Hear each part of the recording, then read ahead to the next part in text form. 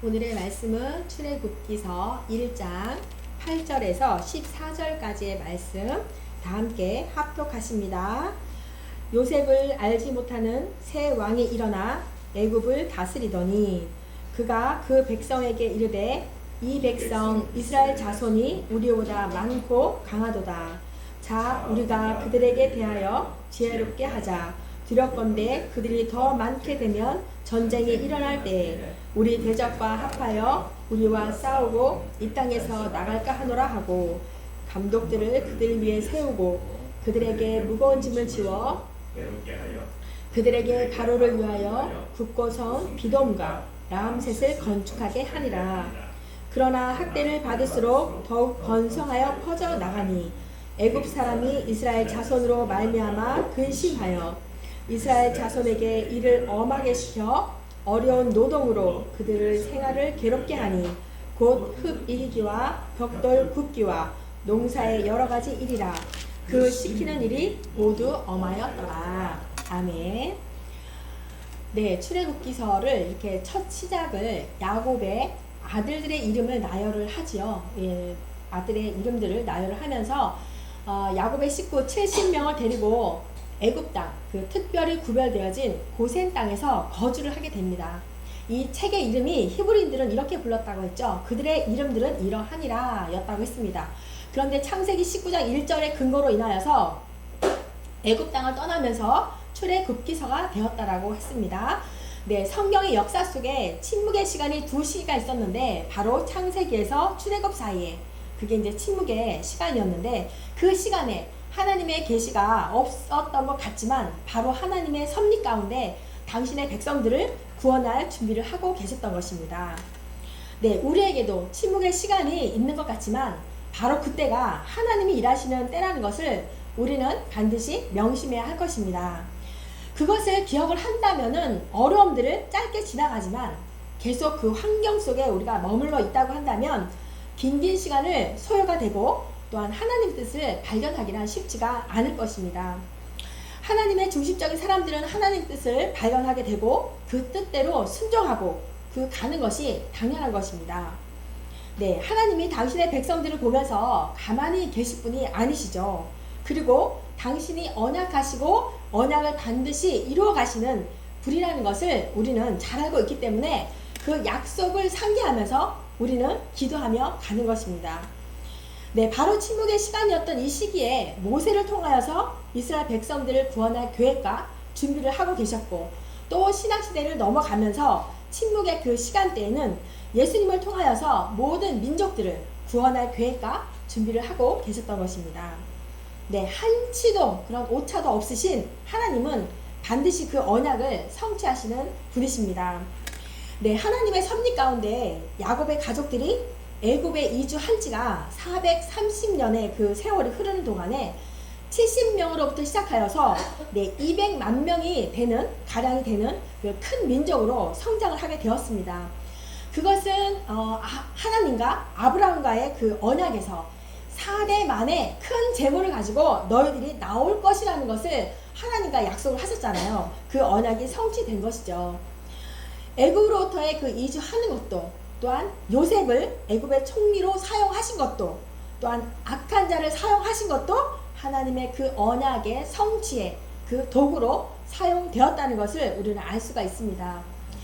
그래서 43년 동안의 그 세월은 절망의 시간이 아니라 하나님의 그 보호 아래서 너희와 항상 함께 있었다, 함께 하시겠다라는 그런 소망의 시간이었던 것입니다.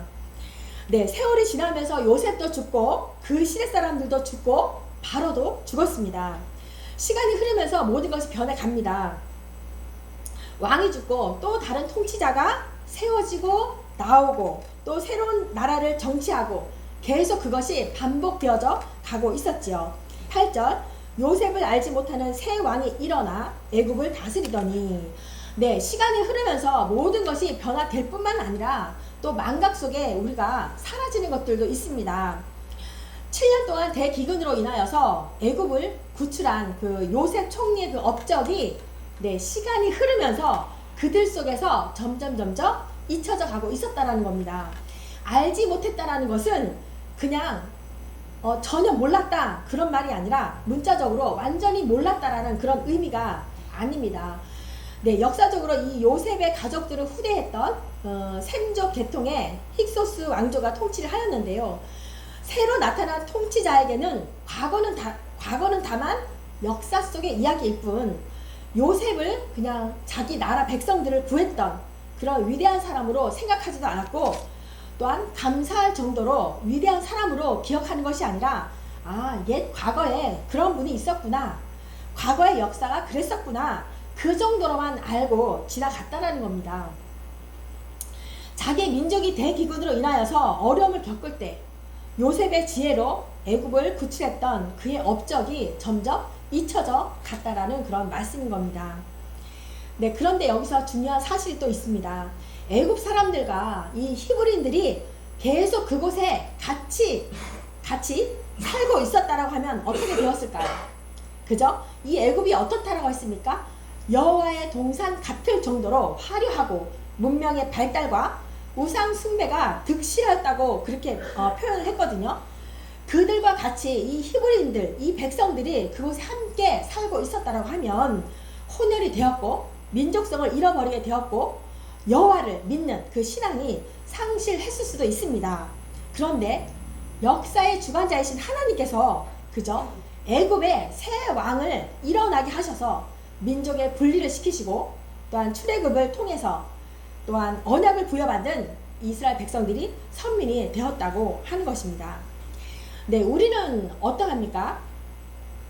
우리 역사를 보면 과연 우리 젊은이들이, 저 역시도 마찬가지입니다. 역사를 얼마나 제가 알고 있고 또 옛사람들의 그 생각을 어느 정도 우리가 하고 있을까요? 우리나라는 예전에 나라가 없어가지고 속국이었잖아요. 우리나라가 독립투사로부터 나라를 지키고 그 독립투사가요 기독교인들이 거의 70% 이상이었다고 합니다. 그래서 나라를 세우고자 했던 그 애국자가 있었기 때문에 이 나라가 존재하는 것이고 또 믿음의 한 사람, 그 리더자가 세워졌기 때문에 복음의 나라가 되었지 않습니까? 다른 나라들을 한번 보겠습니다. 복음이 자유롭지 못하여서 지하에서 숨어야 하고 또 들통이 나면 목숨을 내놓아야 하는 것이고 또한 하나님을 알지 못하여서 자기 마음속에는 늘 마음 가운데는 늘 전쟁이고 세상 풍습에 요동하는 사람들이 있지 않습니까? 감사하죠. 우리에게는 기독교의 그 신앙이 토대로 하여서 나라가 세워졌기 때문에 종교에 자유가 있어서 얼마나 감사한지 모릅니다. 열방을 한번 나가보십시오. 대한민국을 모르는 나라가 없습니다. 다 우리를 반겨주고 우리의 문화를 좋아합니다. 그래서 그 열풍으로, 그죠? 그 열풍에 복음을 전하기가 사실은 쉽습니다. 특별히 하나님께서는 이 대한민국을 그죠? 선교 한국으로 사용하시는 것 같습니다. 그래서 믿음의 선조들로 하여금 계속적으로 신앙의 유선이 물려져야 하고 다음 세대들에게 하나님의 말씀을 끊임없이 가르치고 전하고 해야 할 것 같습니다. 또한 한국 역사에 관련된 영화들이 많이 나와서 우리 자녀 세대들이 많이 접하고 생각을 해야 하는 것입니다. 우리는 때로는 옛날을 상기하면서 우리의 믿음을 점검하는 것이 또한 필요하다고 봅니다. 그래서 내 인생을 돌아보면서 정말 내 인생 가운데 하나도 하나님이 없는 삶이 없었고 그분의 인도하심으로 내가 바로 여기 서 있구나 라고 이렇게 우리를 믿음으로 고백하는 것이지요. 네, 몇 주 전에 태국을 다녀왔는데요. 선교 상황을 보니까 다른 선교 방법들이 많이 있겠죠. 근데 이 태국 가운데 이미 부모 세대들은요 복음 전하여도 그 조상 때부터 내려온 그 섬겼던 그 신들이 있기 때문에 하나님을 믿고 그 의지해야 할 대상을 하나님께로 이렇게 옮기는 것이 쉽지 않다고 합니다. 그래서 다음 세대들에게 이 비즈니스 선교로 접근을 하여서 교회에 쉽게 오게 하고 급하지 않게 자연스럽게 하나님을 알아가도록 한국 문화와 한국 음식과 또한 하나님을 섬기는 사람들의 그 모습과 함께 즐기며 자연스럽게 이렇게 보여주는 것을 제가 보고 왔습니다. 그러면서 그 아이들이 예수님을 믿고 또한 세례를 받고 그러면서 그 아이들이 예수님을 믿고 예수님을 제대로 영접을 하다 보니까 본인들이 자기 가족들에게 가서 부모들에게 이렇게 예수님을 전하고 믿게 하는 것을 봤습니다. 네, 복음 전함은 그죠? 미련할 정도로 인내를 가지고 전하고 섬기고 해야 하는 것입니다. 모든 것이 쉬운 일은 아니지만 성경에서 여러 사건들로 인하여서 우리에게 말씀해 주지 않습니까? 하나님이 함께 하신다면 능치 못하심이 없다라고 이렇게 말씀을 합니다. 그렇죠? 갈렙의 믿음이 그랬습니다. 항상 하나님의 중심적인 사람으로서 하나님이 함께 하신다면 적군들이 아무리 강하여도 그들은 우리의 밥입니다. 우리의 먹이입니다. 그죠? 하나님이 함께 하신다면 내 몸은 노년일지라도 예나 지금이나 나는 강건합니다 라고 이렇게 고백하는 것처럼, 그죠? 하나님께서 아담에게 하신 것처럼, 아브라함에게 하신 것처럼, 모세에게 말씀하신 것처럼, 수많은 믿음의 사람들에게 하신 것처럼 우리는 생육하고 번성하고 충만하라는 그 명령에 순종을 하신다면 그 이후에는 하나님께서 반드시 역사하시는 것입니다. 네, 9절 말씀. 그가 그 백성에게 이르되 이 백성 이스라엘 자손이 우리보다 많고 강하도다. 네, 애굽에서의 이스라엘의 그 민족은 장정만 60만 명이 되고 남녀노소 전체가 200만 명 가량이 된다라고 합니다. 이렇게 이 민족이 200만 명으로 이렇게 번성하였다라는 것은 민족적으로, 그죠? 문화적, 경제적, 군사적으로 다 강대하다라는 그런 의미인 거예요. 이렇게 이스라엘 민족이 번성하여짐도 마찬가지로 하나님의 섭렵 가운데 선민으로 택하셔서 구원을 이루기 위한 준비였다는 거죠. 네, 바로 무엇입니까? 하나님의 일하심은 바로 당신의 백성들을 구원하심이 일하심이고, 우리가 하는 일은 무엇입니까? 그 하나님을 영원히 찬양하는 것이 우리의 하는 일인 것입니다. 이 민족을 통하여서 당신이 창조주이심과 유일신이심과 구원자이심을 만방에 알리기 위함이고, 또한 그들을 통하여서 인류를 구원할 메시아를 보내실 것을 언약하신 선택된 민족이었던 것입니다. 그렇기 때문에 구별된 영토가 필요했고 구별된 백성이 필요했고, 그래서 이들의 번성은요 출애굽과 가나안 정복을 위한 목적을 가지고 있었던 것입니다. 많고 가하여짐은 바로에게 있어서 시기와 공포의 대상이 되었던 것이죠. 이렇게 요셉을 알지 못하는 새 왕은 현명하지 못하여서 오히려 이스라엘 민족을 향해서 지혜롭게 하자라고 합니다. 10절 말씀. 자, 우리가 그들에게 대하여 지혜롭게 하자. 두렵건대 그들이 더 많게 되면 전쟁이 일어날 때 우리 대적과 합하여 우리와 싸우고 이 땅에서 나갈까 하노라 하고. 네, 여기에서 지혜롭게 하자라는 것은 문자적으로 무슨 말이냐면 교활하게 다루자. 예, 이스라엘 백성들을 엄청난 그 증가에 이 사람은 두렵고 위협적이니까 힘든 노역을 시켜서 압제하여서 교활하게 이 민족들을 우리가 다뤄보자, 그런 말씀인 거예요. 역사적인 교훈을 잊어버리고 또 은혜를 잊는다는 것은 결코 지혜롭지 못한 그런 행동인 거죠. 가장 어리석은 통치자의 실책인 것입니다. 그래서 한 리더자의 중요성을 보여주고 있는데요. 네, 믿음의 사람들은 항상 하나님의 중심적인 지혜를 구해야 하는 것입니다. 세상의 지혜로 교활하게 남을 속이고 하는 것은 두려워하는 것이고 또한 열등감에서 나오는 행위인 것입니다. 아무리 세상적인 지혜는요 하나님을 대결할 수도 비교할 수도 없습니다. 그래서 우리의 모든 관점은 하나님의 시선이 되어야 하는 것입니다. 그래야 성경을 바로 볼 수 있고 믿음의 삶도 쉽게 뛰어넘는 삶이 될 것입니다. 네, 문제가 일어날 때마다 세상의 지혜를 구하고 두려워서 인간을 의지한다면 결국 좋지 않는 결과로 마무리가 되고, 하나님의 방법대로 이겨내지 못한다면 또 그 문제들이 쳇바퀴 돌듯이 반복되어지는 그런 문제가 일어나고 마는 것이죠. 여기에서의 새 왕은 자기 민족들을 구원해준 요셉을 알지 못했다라고 합니다.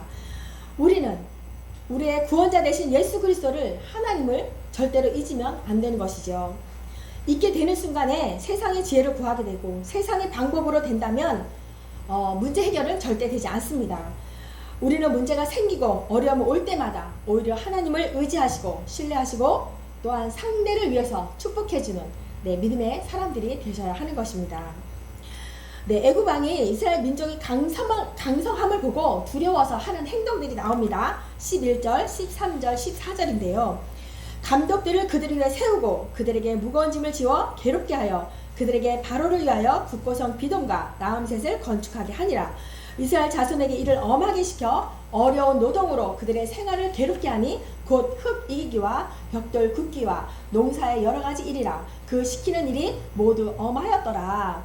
네, 이들이 어떻게 한다는 겁니까? 오히려 감독을 세우고 무거운 짐을 지게 하고 괴롭게 하고 어려운 노동으로 인하여서 그들의 더욱 생활을 못하게 하고 괴롭게 하고 여러 가지 일들로 인하여서 엄하게 이렇게 시켰다라고 합니다. 이렇게 바로는 이런 일들을 강행하면서 이스라엘 백성들의 그 탈출을 방지하고자 자기 안에 가둬두려고 했다는 것이죠. 그 지혜와 기도라고 함은 그죠, 솔로몬 이야기를 뺄 수가 없습니다.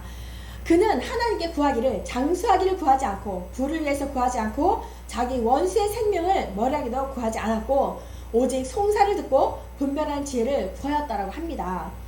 우리도 이와 같이 우리가 하나님께 구할 때 장수와 부와 명예를 구하는 것이 아니라 하나님의 지혜를 주십시오. 그런 분별하는 지혜를 구해야 할 것입니다. 이들은 이스라엘 민족들이 번성하여 가는 것이 두려워서 더욱 고된 일과 학대를 했다라고 합니다. 그러나 이스라엘 민족들은 학대를 받을수록 더욱 번성하였다라고 합니다. 12절 말씀. 그러나 학대를 받을수록 더욱 번성하여 퍼져나가니 애굽 사람이 이스라엘 자손으로 말미암아 근심하여. 네, 하나님께서 선민으로 택하셔서 구원의 완성을 이루어 가셔야 하는데 왜 학대를 받게 하셨을까요? 이 민족을 통하여서 만방의 백성을 구원하시려는 그 목적이 있었는데 왜 학대를 받게 하셨을까요? 네, 하나님께서는 이스라엘을 학대를 받게 하신 이유는 그죠? 하나님의 섭리가 분명히 있었다라는 것입니다. 애굽의 학대를 통해서 이 이스라엘 민족들이 더욱 결속력을 강화시키기 위함이고 또한 자유를 갈망하여서 출애굽을 준비하게 하기 위한 그것이 목적이었다는 것입니다.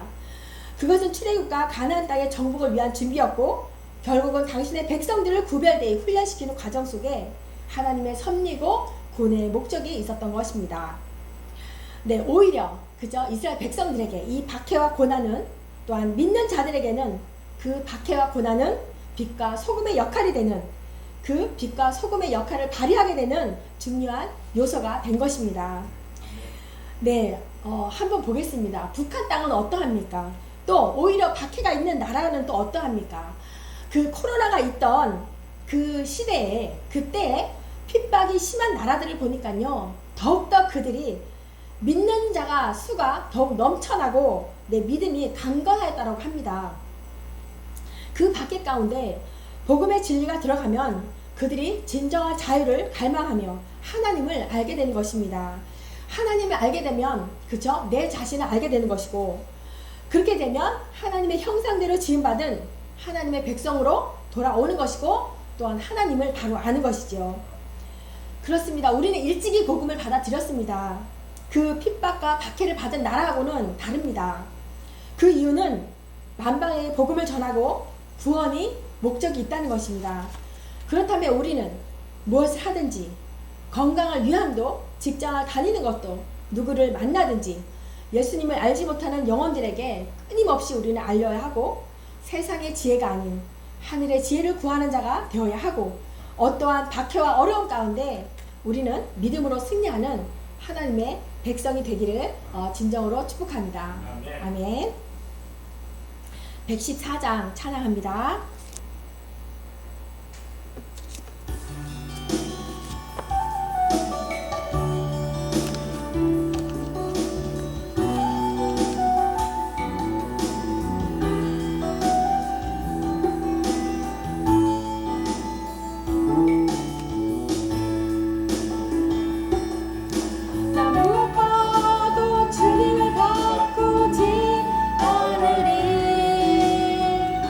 하늘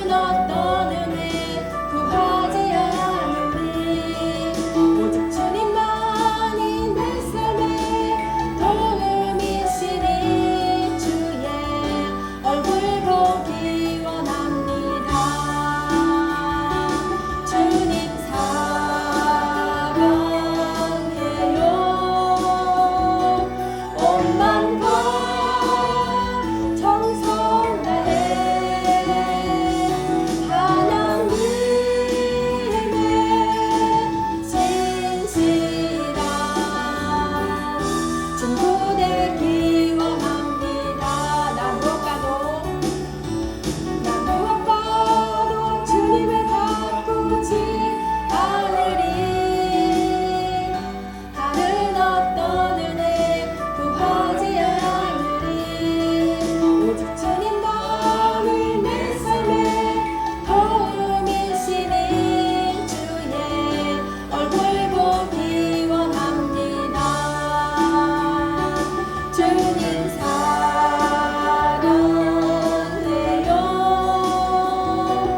온 마음과 정성 다해 하나님의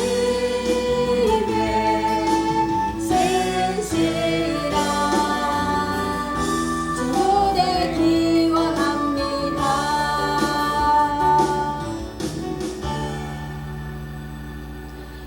하나님 아버지 감사합니다. 출애굽기서를 출발하면서 그 백성들이 어떻게 하나님께 다시 돌아오는지, 하나님은 어떻게 백성들을 세워가는지를 주님 보게 됩니다. 그래서 말씀을 통하여서 하나님을 잊지 않게 하시고 더 알게 하시고 어떠한 상황이 오더라도 하늘의 지혜를 구하며 살아가는 믿음의 사람들이 되게 하여 주옵소서. 아버지와 감사합니다. 언제나 우리의 아버지가 되시며 구원자가 되시는 예수님의 이름으로 기도합니다. 아멘.